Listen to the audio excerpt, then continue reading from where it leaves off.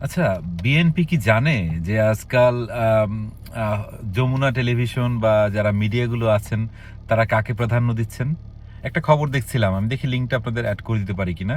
সেখানে ১ম এ একটা সময় হ্যাঁ, সরকারি দল তো এখন বিএনপি। বিএনপিকে বলা দেখানো হলো। তারপরে ৩টা নিউজ হলো জামাতের। একটা হচ্ছে জামাতের আমির কোথায় নোয়াখালী না কোথায় সম্মেলন করলেন। জামাতের নব্য আমির না কি আছে সে ঢাকায় করলেন। তারপর আরেক জামাতের আরেকজন। মানে দেখলাম যে ৩টা কাভারেজ জামাত। আসলে ভাগ্য কত সুন্দর। আ যে জামাতের এতদিন কোনো কাভারেজ ছিল না তাদের ৩টা কাভারেজ। আসলে সবকিছু মনে হয় এই যে ব্যাপার-স্যাপার আছে তো এগুলো দিয়েই চলে আরকি আমার ধারণা। এবং এমন করে যদি চলে তারপরে দেখলাম যে সরকারের নিউজে আরো পরে ২-১ জন উপদেষ্টার কথা একটু বললেন। এই যে ব্যাপারটা আমরা দেখছি এটা আমি খারাপ দেখছি না।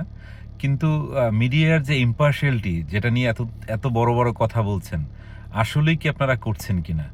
হ্যাঁ, নিউজের জন্য আমি সিউর যে they are getting paid, they are getting promoted, they are getting some sort of benefits. Otherwise আমার মনে হয় না যে এটা হওয়া উচিত। ঠিক আছে? এখন বলতে পারেন আমি জামাতের বিরুদ্ধে কথা বলছি না। জামাতের বিরুদ্ধে না।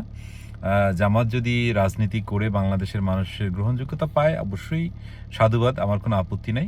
কিন্তু আমার যেসব জায়গাগুলোতে আপত্তি আছে সেগুলো ভিন্নভাবে, সেগুলো আমি ব্যক্তিগত পর্যায়ে বা রাষ্ট্রীয় পর্যায়ে আনতে চাই না।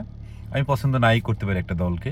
কিন্তু আমি যখন দেখি যে মেইনস্ট্রিম মিডিয়া কাউকে পেইড প্রমোট করছে, তখন সেটা অবশ্যই অ্যালার্মিং এবং সেটা বিএনপির সবার আগে জানা উচিত। সবার আগে ইউনূস সরকারের জানা উচিত যে কি হচ্ছে মিডিয়াতে।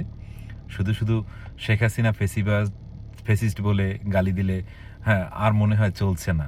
আমার মনে হয় এই ব্যাপারটির দিকে নজর দেওয়ার সময় এসেছে। অশেষ ধন্যবাদ।